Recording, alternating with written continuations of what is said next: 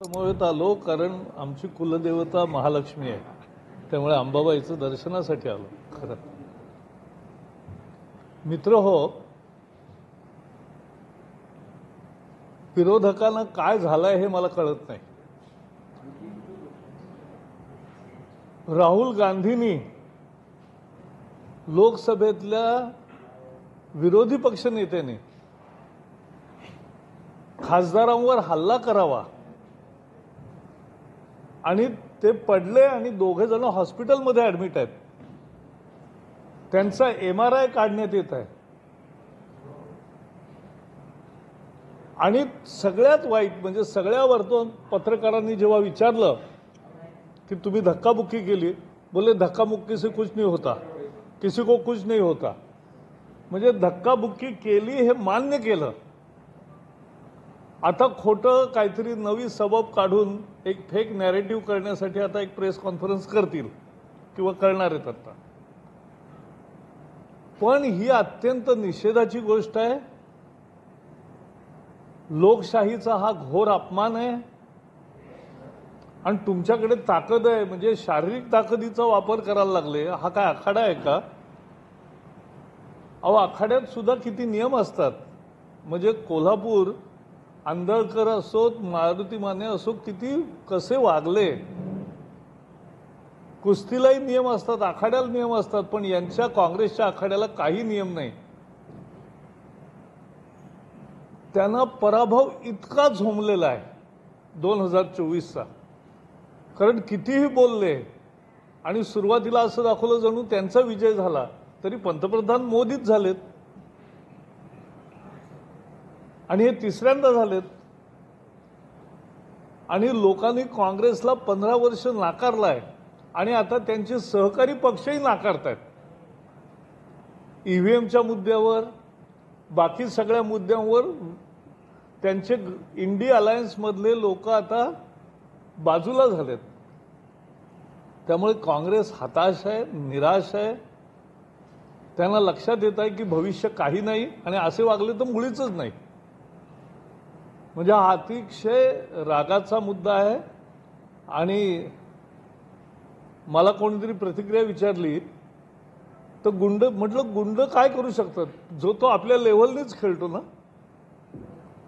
आपल्या लेव्हलनीच बोलतो. त्यामुळे त्यांचं वागणं तसं आहे. आणि ते म्हणाले की धक्काबुक्कीने काही होत नाही, म्हणजे कोणी मरत नाही असं त्यांचं म्हणणं आहे.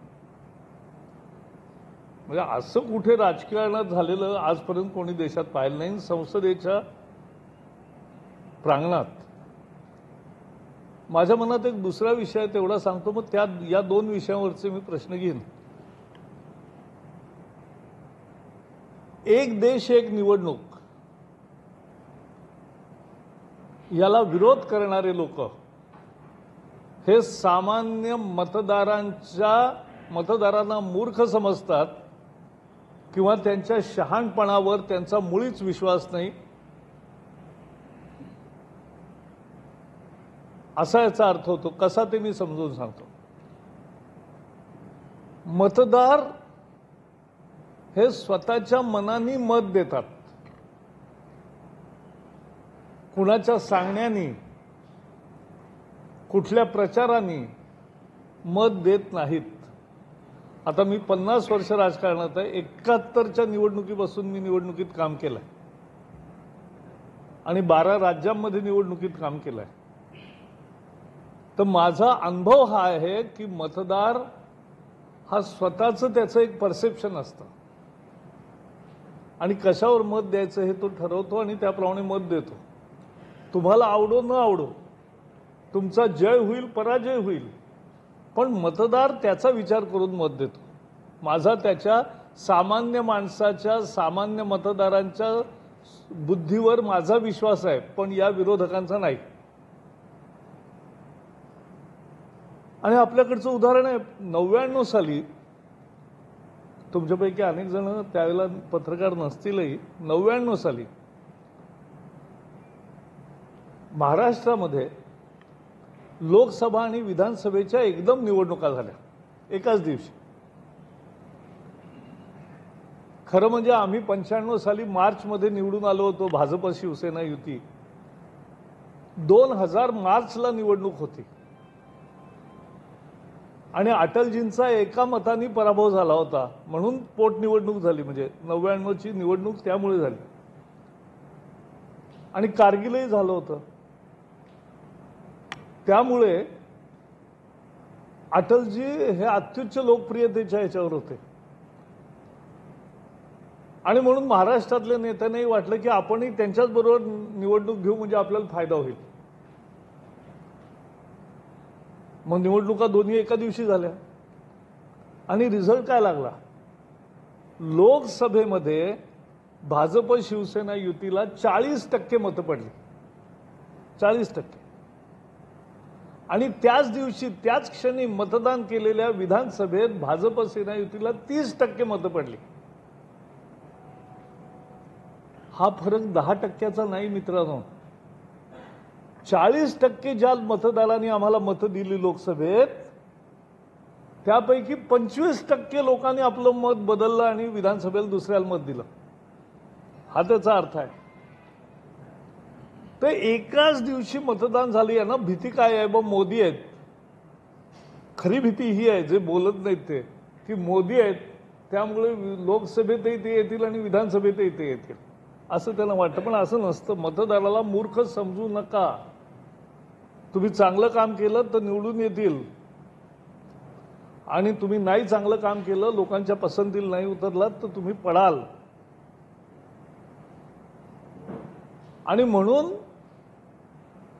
मतदारांना मूर्ख नका समजू. त्यांचं सभागृहाचे नेते सगळ्यांनी आपापल्या प्रतिक्रिया दिल्याच आहेत. आता उद्या शेवटचा दिवस आहे संसदेच्या अधिवेशनाचा, तेव्हा तो निर्णय तिथे होतो, त्याचं मला इथे सांगता येणार नाही. आहे ना.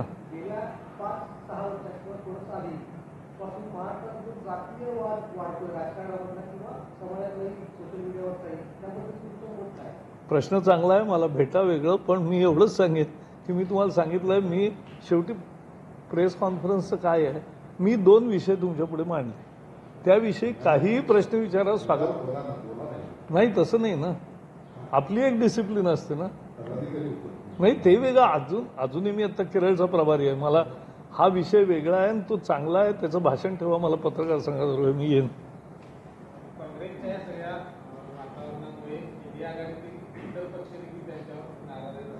हो ते खरंच आहे ना.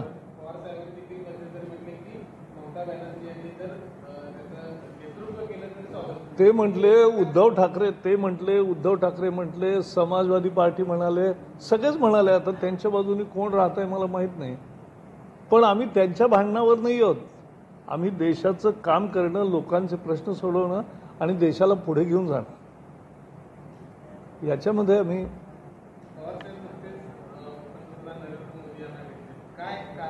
नाही ते लोकसभेत असं असतं, तिथे पार्लमेंटला भेटतात आणि पंतप्रधानांकडे काही कामही घेऊन जातात, मंत्र्यांकडेही कामं घेऊन जातात. त्यात काही चूक नाही. सर तुम्ही म्हणाल की राहुल गांधींनी संसदेचा आखाडा केला, तर राहुल गांधींच्यावरती कारवाईची काही मागणी असणार आहे? कारण केलाय ते. आता ते जे आहे ते संसदीय दल निर्णय करतं, त्यामुळे ते सांगतील. पण आम्ही FIR दाखल केलाय आणि आता बाकीचं काय होईल ते आता आपल्याला मला इथं नाही सांगता येणार ना. उद्या शेवटचा दिवस आहे. आमचे संसदेतले नेते त्या संबंधात निर्णय घेतील. आपण खरं तर ईव्हीएम विरोधात काँग्रेसने आता जो लढा उभा केलेला आहे, मार्क्सवादीमध्ये देखील काय चित्र आहे, त्याला काय अर्थ आहे का? म्हणजे म्हणजे आत्ता इथे मतदान घ्यायचं, तुम्ही त्याला काय व्हॅलिडिटी आहे का काय आहे? शेवटी ते घडलंच नाही आणि तसं होतच नाही. एक आपल्याकडे निवडणूक पद्धत आहे बाबा. आपण जातो, आपल्या हाताला अजूनही सगळ्यांच्या शाही आहे. आपण तिथे सही करतो, तिथे आपल्याला मतपत्रिका देतात, आपण जातो, त्या बटन दाबतो, त्याचं व्हीव्हीपॅट येतं. व्हीव्हीपॅट ही मतपत्रिकाच आहे जी तुम्हाला दिसते की तुम्ही दिलाय मत, तेच आलंय की नाही चिन्ह, त्यालाच मत पडलाय ना हे तुम्हाला दिसतं. आणि ती व्हीव्हीपॅट जिथे जिथे मोजली, ज्यांनी ज्यांनी अर्ज केले तिथे मोजली, ते पैसे भरावे लागतात की ते मोजतात पुन्हा. तर व्हीव्हीपॅट ज्या मतपेटीमध्ये जेवढी मतं व्हीव्हीपॅटवर ज्या पक्षाला जशी ईव्हीएमवर दिसली तशीच निघाली ना. म्हणजे त्याच्यात काही नाहीच आहे फरक, ती मतपत्रिकाच आहे. आणि पूर्वी आपल्याला काही मतपत्रिका बाहेर नाही घेऊन जाता यायची, लोकांनाही दाखवता यायची. ते गुप्त मतदान आहे, त्यामुळे त्या पेटीतच टाकायचो आपण. तर ते आहेच, पेटीतलं मतदान उलट तुम्हाला दिसतं खात्रीसाठी. मात्र एक ईव्हीएम मशीन जे आहे त्याला हॅक करून दाखवतो असं विरोधकांचं म्हणणं. असं त्यांनासाठी 8 दिवसाचं चॅलेंज आणि कायम 24 तासाचं चॅलेंज, म्हणजे किती दिवसाचं, केव्हाही कोणी यावं आणि हॅक करून दाखवावं असं निवडणूक आयोगाने सांगितलेलंच आहे. पण त्याचं चॅलेंज कोणी, शिवधनुष्य कोणी उचललं नाही, उचलू शकलं नाही. दिल्ली विधानसभेत याबाबत डेमो दिला गेला त्याला काय अर्थ, त्यांनी निवडणूक आयोगाने सांगितलं आहे आम्ही आमच्या इथे ईव्हीएम ठेवलेले आहेत, या तुम्ही आणि करून दाखवा. किंवा कुठलं असं हे काय आहे, नाचता येईना अंगण वाकडा. आपल्याकडे म्हण आहे, पराभवाचं कारण न शोधता खापर फोडणं. म्हणजे झारखंडमध्ये याच वेळेला जिंकले, तिथे ईव्हीएम चांगलं. तेलंगणात जिंकले, तिथे चांगलं. राजस्थानात हारले, तिथे वाईट. छत्तीसगडला हारले, तिथे वाईट. हिमाचलला जिंकले, तिथे चांगलं. कर्नाटकात जिंकले, तिथे चांगलं. महाराष्ट्रात हारले, तिथे वाईट. असं नसतं ना. अमित शहाच्या विधानावरून संसदेमध्ये सुद्धा त्याच्यावरती आक्षेप घेण्यात आला. काँग्रेसच्या अनेक नेत्यांनी यावरती आक्षेप घेतला. आज कर्नाटकच्या विधानसभेमध्ये सुद्धा आंबेडकरांची प्रतिमा ठेवून त्या विषयात आपलं अगदी स्पष्ट आहे की डॉक्टर बाबासाहेब आंबेडकरांच्या संविधानाची मोडतोड काँग्रेसने केली, आणीबाणीमध्ये सुद्धा आणि आधी सुद्धा. पूर्ण घटनाच संपवून टाकली स्वतःच्या स्वार्थासाठी. गेल्या 10 वर्षात मोदी सरकारने संविधानाचा आणि आंबेडकरांचा जेवढा सन्मान केला तो काँग्रेसने कधीही केला नाही. आणि संविधान, न्यायपालिका, कार्यपालिका या सगळ्यांचं जे स्वातंत्र्य आणि हे आहे ते तर अबाधित राहिलं गेल्या 10 वर्षामध्ये. युपीएच्या काळात असं नव्हतं. मध्ये एकाच दिवशी निवडणुका होतात, लोकसभा आणि विधानसभेच्या कायम. या निवडणुका ओरिसामध्ये 14 आणि 19ला लोकसभेला भाजपला जास्त मतं पडली आणि त्या मानाने विधानसभेला निवडणुकीत त्याच दिवशी कमी पडली. म्हणजे आमचे 7 खासदार निवडून आले, त्यावेळेला 7च आमदार निवडून आले. हे घडतं ना. त्यामुळे मतदारांच्या आणि नवीन पटनायकांना विधानसभेत ते प्राधान्य द्यायचे, यावेळेला विधानसभेलाही आम्हाला मिळालं. हा लोकांचा निर्णय असतो. त्यामुळे विरोधक हे सामान्य मतदारांना त्यांना समजत नाही वा त्यांना मूर्ख समजतात. हाच त्यांचा सगळ्यात म्हणजे काय म्हणायचं, वेडेपणा आपण म्हणत नाही, पण आम्ही एवढंच म्हणू की त्यांचा हा नाकर्तेपणा आहे आणि परिस्थिती न समजून घेण्यासाठी ते आज विरोध करतात. तसंच ईव्हीएमचंही बोलतात.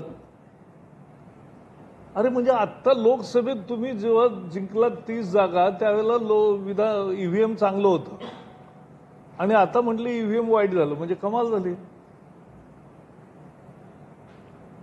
अहो ईव्हीएम जर कोणी मॅनिप्युलेट करू शकलं असतं तर मग 240 वर कशाला कोण थांबेल, कमालच झाली. आणि निवडणूक आयोगाने आव्हान दिलं खुलं, 8 दिवस सगळे मशीन ठेवलं, सगळं त्याचं तंत्रज्ञान वगैरे तिथे लिहिलेलं होतं, कोणीही येऊन ते हॅक करून दाखवावं. नाही करता येत. आणि भारताची निवडणूक पद्धतीवर आपल्याला केवढा आनंद पाहिजे. 70 कोटी लोकांनी मतदान केलं आणि 24 तासाच्या निकाल सगळे तयार झाले. 24 कशाला, खरं म्हणजे 15-20 तासातच सगळे निकाल झाले. तर अमेरिकेच्या राष्ट्रपतीपदाच्या निवडणुकीचा आपल्याला निकाल माहीत झालाय, तरी कॅलिफोर्नियात अजून मतमोजणी चालू आहे. कॅलिफोर्नियामध्ये मतमोजणी चालू आहे. तर इलॉन मस्क म्हणाले की भारताकडून शिका, 70 कोटी मतं ते इतक्या दिवसात मोजू शकतात आणि आपल्याला 10 कोटी मतं मोजता येत नाहीत, ते एका दिवसात मोजतात. तेव्हा आपल्या न्याय व्यवस्थेत सारखंच निवडणूक व्यवस्थेवरही आपला हे विश्वास पाहिजे. आणि आपण हारलो त्याचं आत्मपरीक्षण करा. का हारलात, काय चुका केल्यात. Bharatiya Janata party thinking party आहे. त्यामुळे आणि मी त्यावेळेला कोल्हापूरला खूप यायचो. 84ला आमच्या फक्त 2 जागा आल्या होत्या आणि काँग्रेसच्या 440 जागा आल्या होत्या, 414 जागा आल्या होत्या 84 मध्ये. पण आम्ही विचार करून आत्मपरीक्षण करून काय वाढायचं, कसा पक्ष वाढवायचा, सगळीकडे वाढवायचा याचा नीट विचार केला, योजना केली, त्याप्रमाणे सातत्याने काम केलं. म्हणून आता आम्ही तिसऱ्यांदा सत्तेवर आहोत आणि आम्ही म्हणजे आता हे 15 वर्ष आणि 6 वर्ष अटलजींची अशी 21 वर्ष देशाला एक चांगलं सुशासन देतोय. 15 वर्ष अजून पूर्ण व्हायचेत, 15 वर्षासाठी निवडून आलोय 5. तर त्यामुळे हा पराभवापासून काहीही शिकण्याची विरोधकांची तयारी नाही आणि अकांड तांडव म्हणतात तसं ते चालू आहे. मग कधी ईव्हीएमवर, कधी एक देश एक निवडणुकीवर.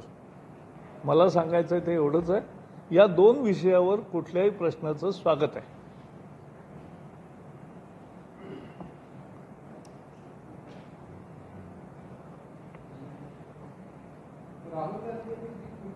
हो,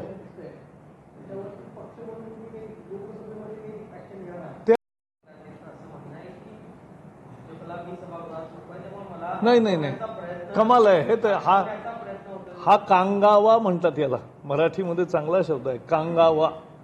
कारण यामध्ये तथ्य नाही ना. तुम्ही रोज येताय, रोज बोलताय, कोण तुम्हाला अडवताय. ते म्हणतात मला माझा माईक बंद केला. अरे सगळा देश ऐकतोय, तुमचा माईक कुठे बंद झालाय. सगळा देश, तुम्ही रोज काही बोलता, कुठलंही थांबवत नाही कोणी. पंतप्रधानांच्या भाषणात काँग्रेसवाले व्यत्यय आणतात, राहुल गांधीच्या भाषणात बीजेपीने व्यत्यय आणलेला नाही. कारण आमचं हो त्यावेळेला 75 नाही. पण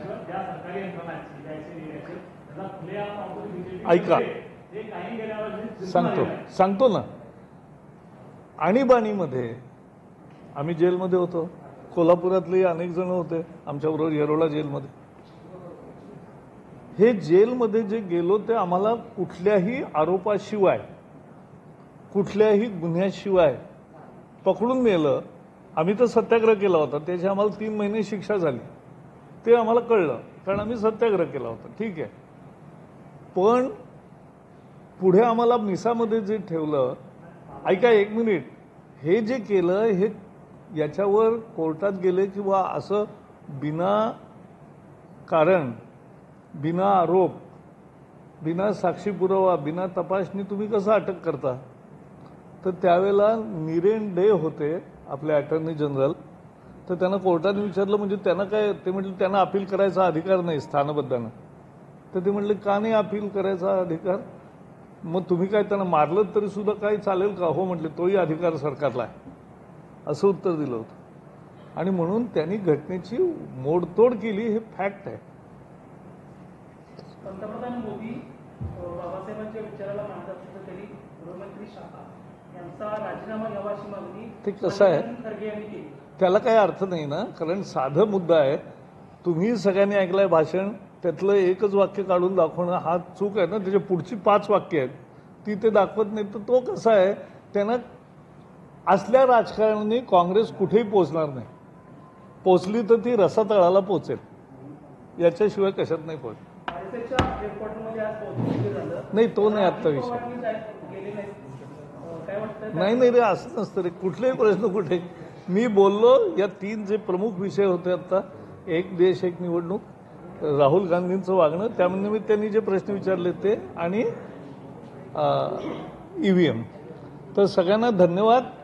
आणि चहा पिऊ तेव्हा मी सगळ्यांशी बोलायचं आहे, गप्पा मारू. हां